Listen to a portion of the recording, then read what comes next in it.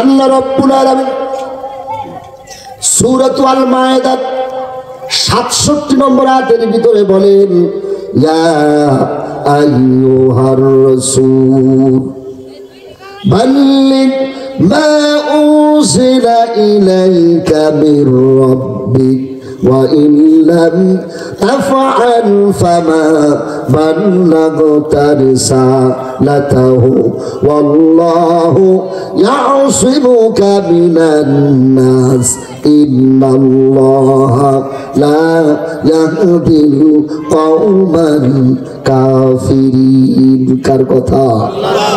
আল্লাহ পাক বলেন, ও Messenger, announce that which has been given to you from your Lord.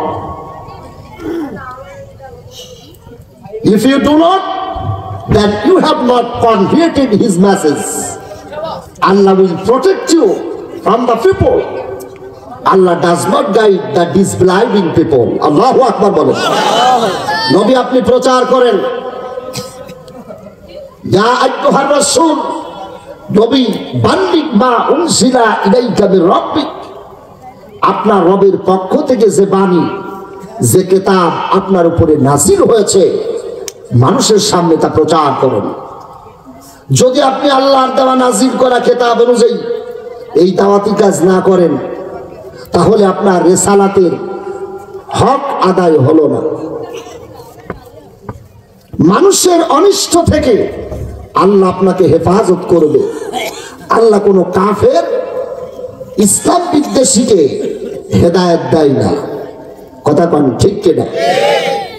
এই আয়াত যখন নাযিল হয়, রাসূল করিম সাল্লাল্লাহু আলাইহি ওয়াসাল্লামের সাহাবী আব্দুল্লাহ ইবনে মাসউদ রাদিয়াল্লাহু তাআলা আনহু, তিনি যখন গোটা মক্কায় একটা কারফিউ জারি হয়ে আছে, কোরআন নিষিদ্ধ, ইসলামের রাসূল করিম সাল্লাল্লাহু আলাইহি ওয়াসাল্লাম এবং তার সাহাবীরা যখন এই কোরআনকে আঁকড়ে ধরতে চেয়েছে, তখন আবু জেহেল একটা আইন পাশ করে বলে দিল, মক্কায় মুহাম্মদ সাল্লাল্লাহু আলাইহি ওয়াসাল্লামের এই দাওয়াত আর প্রচার করতে দেওয়া হবে।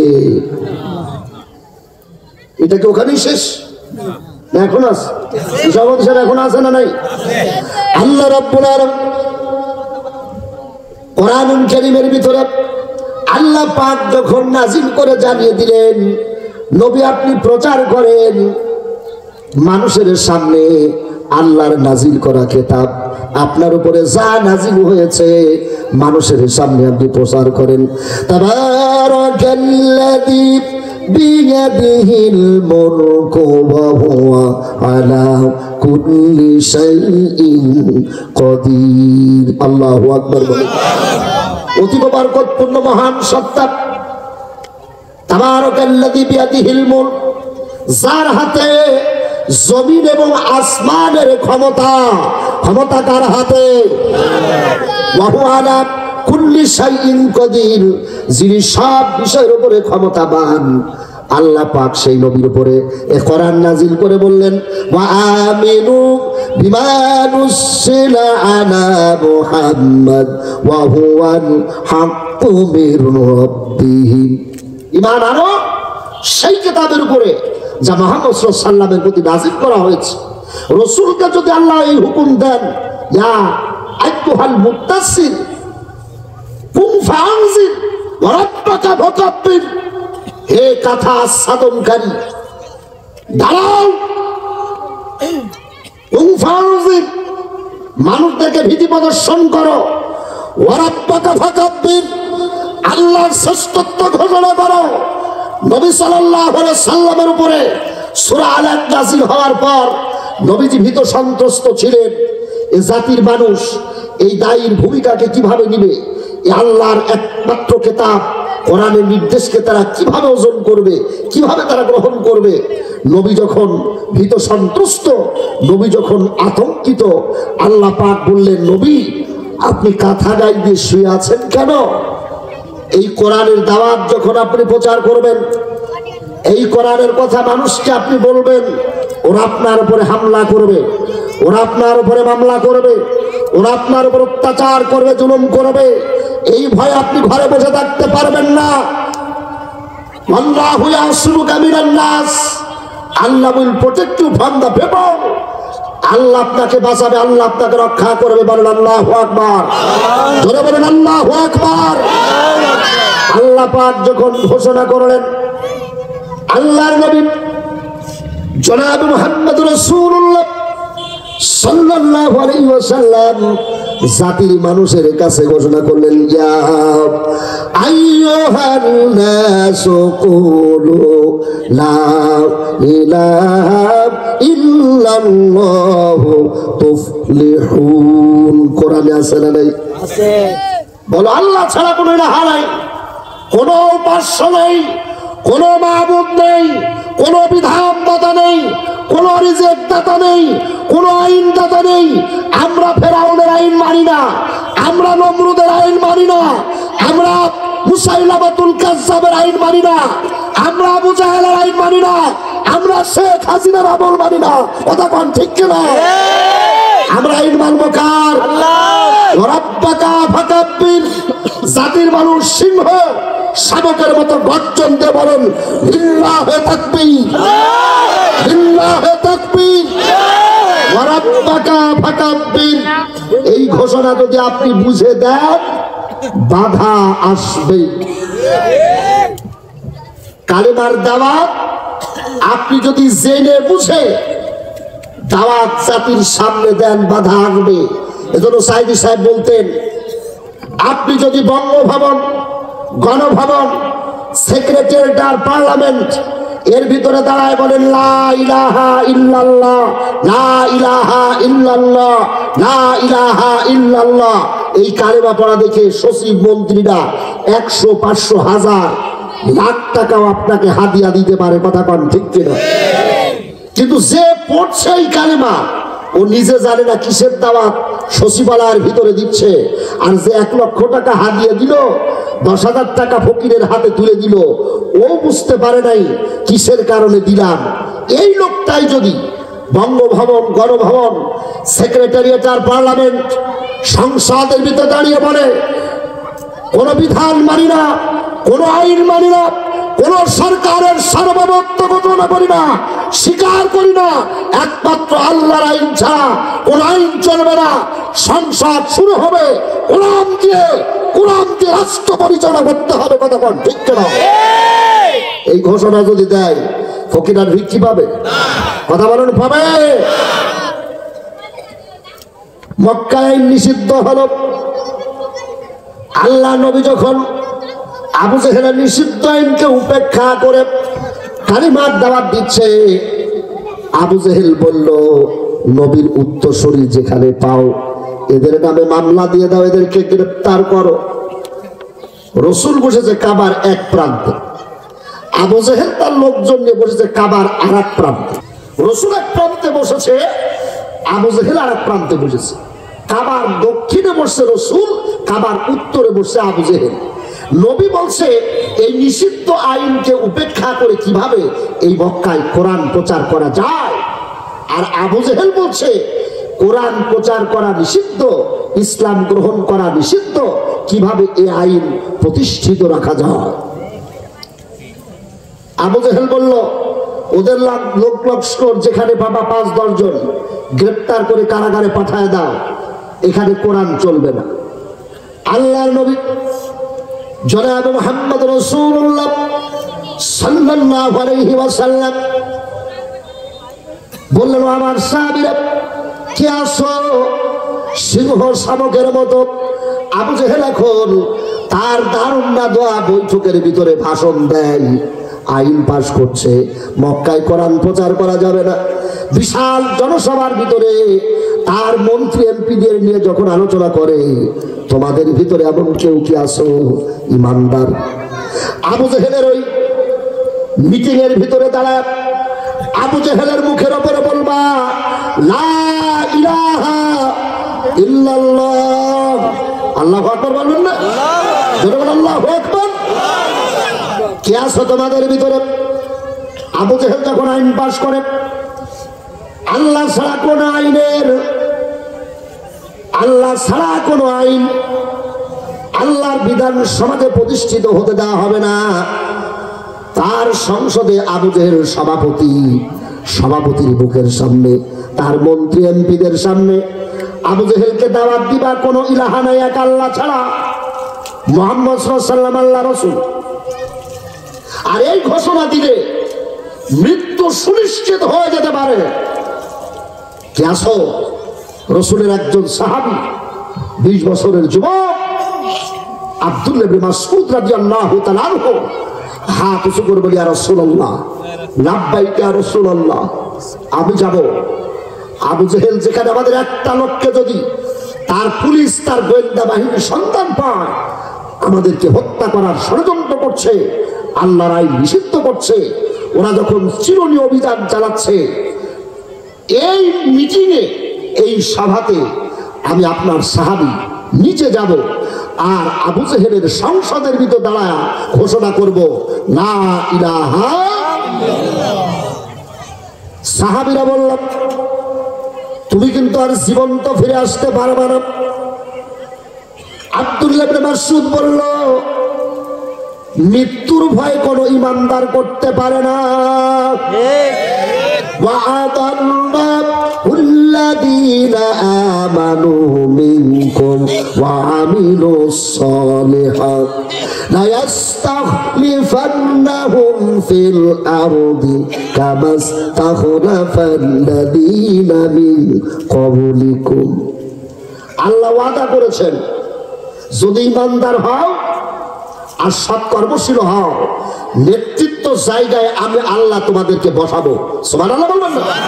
ওয়ালাউ আন্না আহলাল কুরআ আমানু ওয়াত্তাকাউ লাফাতাহনা আলাইহিম বারাকাতিম মিনাস সামাই ওয়াল আরদ। যদি ইমানদার হতে পারো, সৎ কর্মশীল হতে পারো, আসমান এবং জমিনকে তোমাদের জন্য রিজিক বানায় দেব। ঘোষণা কার? আল্লাহ। আব্দুল্লাহ ইবনে মাসউদ বলছে, আমি ভয় পাই না, মরণকে আমি আলিঙ্গন জানাই, কারণ যেই দিন থেকে কালিমা পড়েছি, ওই দিন থেকে ইমানদার কালিমা পড়ার পর নিজেকে মৃত্যু মানুষ হিসেবে যদি দাবি করে, আমি তো মৃত মানুষের জন্য কোনো ক্ষমতা থাকে না, নিজের কোনো সিদ্ধান্ত থাকে না। কালিমা পড়ার পর কোন ইমানদার আল্লাহ এবং তার রাসূলের নির্দেশ ছাড়া পৃথিবীর কোন নির্দেশকে সে পরোয়া করবে না। কথা বলেন ঠিক কিনা? ইমানদার মরে একবার, মুনাফিক মরে বারবার।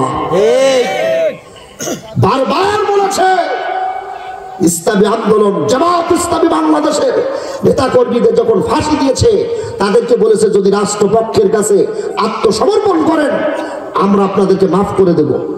চাকরি চাইলে চাকরি দেব, মন্ত্রিত্ব চাইলে মন্ত্রিত্ব দেব, বাড়ি গাড়ি চাইলে বাড়ি গাড়ি দেব, যদি দেশ ছেড়ে বাইরে চলে যেতে চান তাও যেতে দেব। কিন্তু একবার বলুন, একামতে দিনের কাজ আমরা আর করব না। الدين حنيفا فطرة الله التي فطر الناس عليها منيبين إليه واتقوه وأقيموا الصلاة وآتوا الزكاة। হুকুমকার আল্লাহ।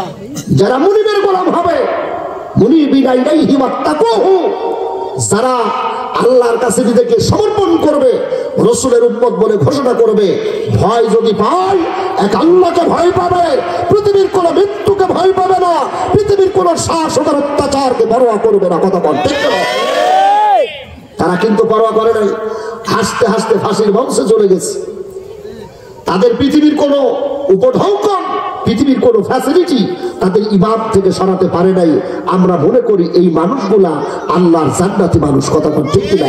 আল্লাহ যেন তাদের নসিবে জান্নাত নসিব করেন, পড়ি আমিন। আব্দুল্লাহ ইবনে মাসউদ বলছে, আমি ঈমান এনেছি যখন, মৃত্যুর জন্য প্রস্তুতি আছি তখন থেকে, আমি ভয় পাই না। যাও আবু জেহেলের সংসদে গিয়ে ঘোষণা করো লা ইলাহা ইল্লাল্লাহ। আমার ভাইয়ের দিঘল ডানানোর মা বোনেরা কান ফেলে শুনবেন, আব্দুল্লাহ ইবনে মাসউদ রাদিয়াল্লাহু তাআলা আনহু আবু জেহেলের কাছে চলে গেল। লোকজন নিয়ে আবু জেহেল বসে আছে। মুহাম্মদের লোক যেখানে পাও জবাই করো, আছে না নাই? ধর ধর ধর শিবির ধর, শিবির ধরে জবাই কর, ধর ধর ধর জামাত ধর, জামাত ধরে জবাই কর, ধর ধর ধর বিরোধী দল ধর, বিরোধী দলকে জবাই কর। এই স্টাইল, এই স্লোগান কোন মুসলমানের না। যদি মানুষ হয় ও মানুষ না, ও শয়তান। ও যদি যে দেশেরই হোক না কেন এই বক্তব্য যদি দেয়, ধর ধর ধর ওদের ধর, সকাল বিকাল রাস্তা কর। একটা প্রবাদে আছে, a man without character he more dangerous than a lion. একজন মানুষের ভিতরে যদি চরিত্র না থাকে সে সিংহের চেয়ে ভয়ানক। কথা কোন ঠিক কিনা? যারা সকাল এবং বিকাল মানুষ জবাই করা যাদের দলীয় স্লোগান, মানুষ জবাই করা যাদের দলীয় স্লোগান, তবুও খারাপ মানুষ নয়। সমাজের ভিতর শ্রেষ্ঠ ইমানদার ভালো মানুষ কোরআন প্রেমী মানুষদেরকে যদি জবাই করার আন্দোলন করে, কোরআন হাতে আল্লাহর কসম করে বলে গেলাম, এই দলে যদি কেউ যুক্ত হয় ওর নামাজ হবে না, ওর রোজা হবে না, ওর হজ হবে না, ওর যাকাত হবে না, ওর ঈমান আল্লাহ কবুল করবে না। কথা বল ঠিক কিনা? এই দল করা হারাম, এই দলে ভোট দেওয়া হারাম, এই দলের কর্মসূচিকে প্রত্যক্ষ পরোক্ষ সমর্থন করা হারাম। ঘোষণা কর, বি কেয়ারফুল। আল্লাহর শরীরে আল্লাহ দিন প্রতিষ্ঠার জন্য সময় একদিন আসবে। কথা কোন ঠিক কিনা? আব্দুল্লাহ ইবনে মাসউদ গিয়ে আবু জেহেলের সামনে দাঁড়ায়।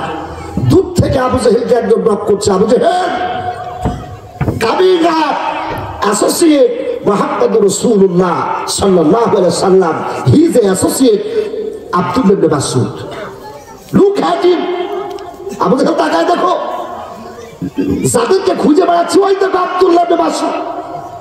কালেমা পড়ে ইসলাম কবুল করেছে সে। যেখানে আমরা চিরনি অভিযানকে তাদেরকে খুঁজছি, ওই দেখো একজন আসছে। আবু জেহেল বলছে থামো, আসতে দাও। আবু জেহেলের সামনে আসলো, কথা নেই বার্তা নেই। আবু জেহেলের চেয়ারের ডান পাশে দাঁড়ায় আব্দুল্লাহ ইবনে মাসউদ আবু জেহেলের কাঁধের উপর হাত দিয়েছে। বলছে আবু জেহেল, খুব কোরআনের বিরুদ্ধে আন্দোলন করেছ, রাসূলুল্লাহর বিরুদ্ধে আন্দোলন করেছ, আল্লাহর আইন নিষিদ্ধ ব্যাপারে আন্দোলন করেছ। আবু জেহেল, এগুলা সব ফিতনা, এগুলা দুনিয়ার তামাশা ছাড়া আর কিছুই নয়। তুমি বরং সমস্ত পথ ছেড়ে দিয়া আল্লাহর পথে ফিরে আসো।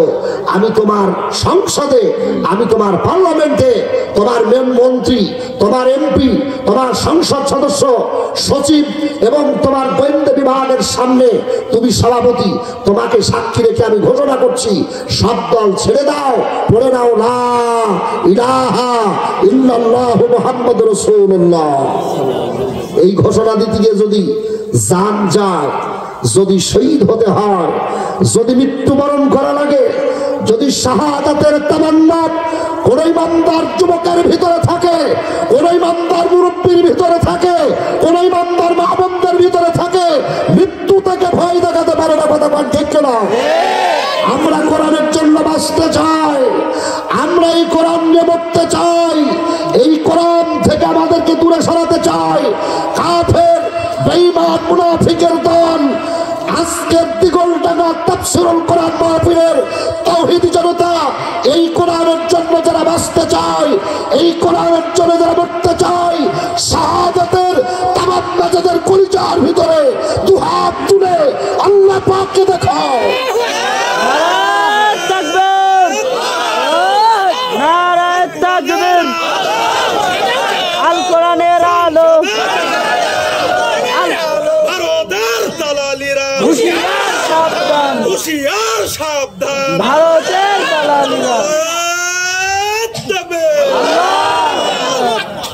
আলহামদুলিল্লাহ, আব্দুল্লাহ ইবনে মাসউদ বলছে কালেমা পড়লাম।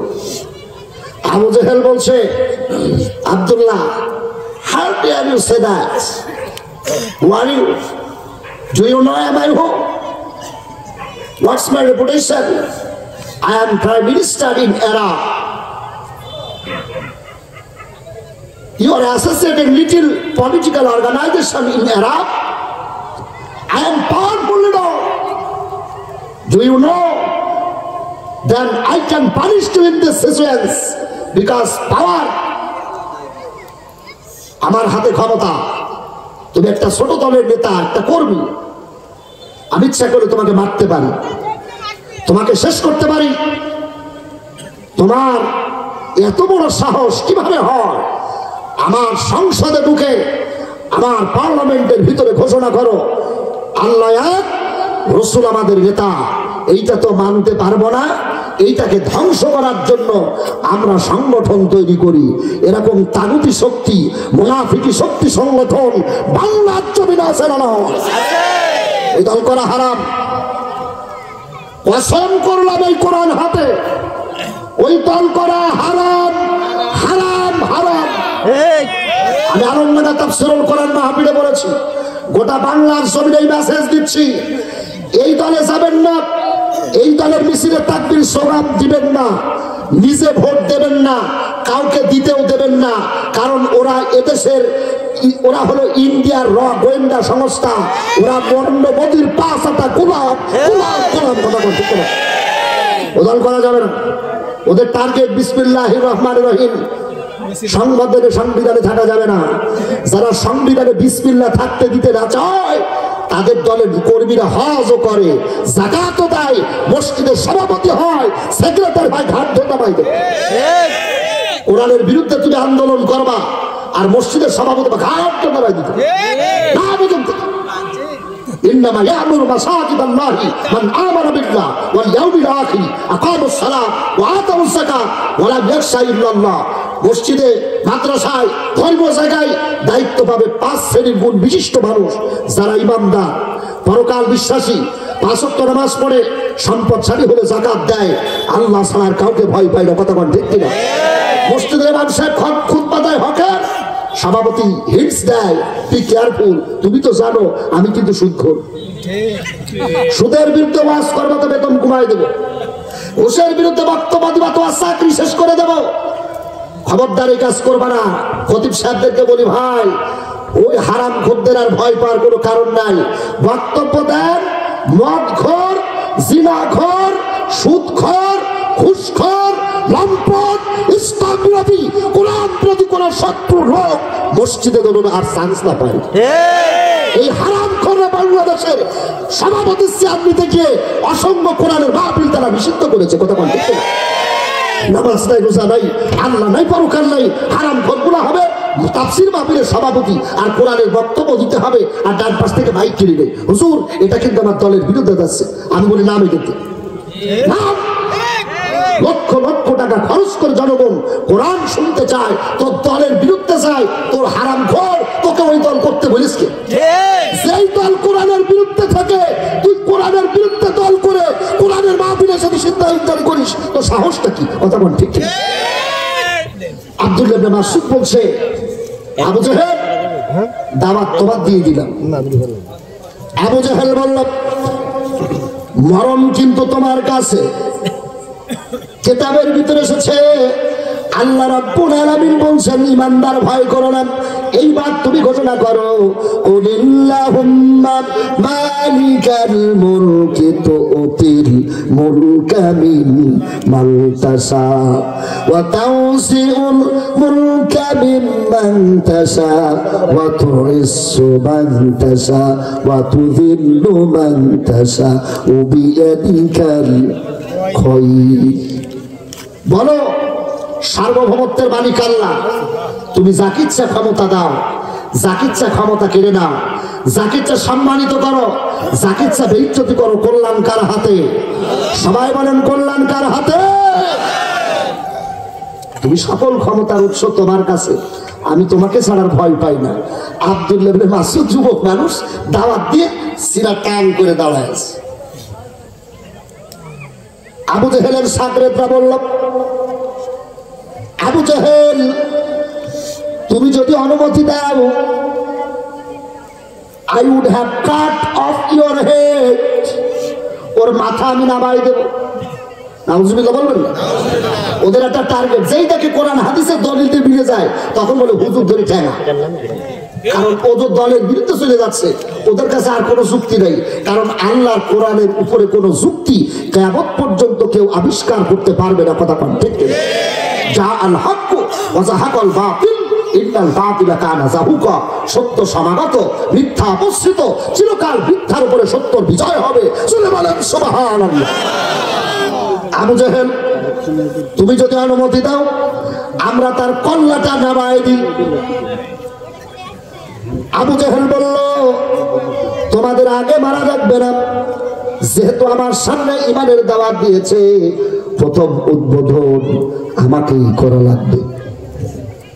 আপনারা যদি ভিতরে ভিতরে খোঁজ দেন, যতগুলা ইসলামী আন্দোলনের দায়ীদেরকে দুনিয়া থেকে বিদায় করেছে, ভারতের প্রেতাত্মা নিজ হাতে আগে উদ্বোধন করেছে। ঠিক বলতে না, মরা মানুষ কেন কথা কোন ঠিক কেন? আব্দুল্লাহ ইবনে মাসউদ দাঁড়ায় আছে। আবু জেহেল বলছে, তোরা সরে দাঁড়া, আগে আমি পানিশমেন্ট দেবো, তারপর অন্য। কলারটা ধরলো, কলারটা ধরে আবু জেহেল বলছে, এত বড় বীর সেরা মনে করো তুমি, তুমি মনে করো মোহাম্মদ বড় নেতা, তুমি কি জানো আবু জেহেলের ক্ষমতা কোন জায়গায়? বুকের কলারটা ধরে আবু জেহেল একটা ধাক্কা দিয়ে আব্দুল্লাহ ইবনে মাসউদকে জমিনে ফেলে দিল। জমিনে পড়ে গেল, কয়েকটা শট থাপ্পড় দিল। দেওয়ার পরে আবু জেহেল যখন সরে দাঁড়িয়েছে, তার সাগরের শয়তানগুলা নবীর সাহাবীকে মনের মতো পিটাতে তারা শুরু করলো। এমন বেদানক পেটানক, নাক মুখ দিয়ে রক্ত বের হয়ে গেল, কাপ দিয়ে ফিটকি রক্ত বের হয়ে গেল। আব্দুল্লাহ ইবনে মাসউদ রাদিয়াল্লাহু তাআলা মার খেতে খেতে কখনো হুশ কখনো বেহুশ। রাসূলের সাহাবী যখন জ্ঞান ফিরে আসে, তারা আবার পেটাতে শুরু করলো। আবার মারতে মারতে জ্ঞান হারায় গেল।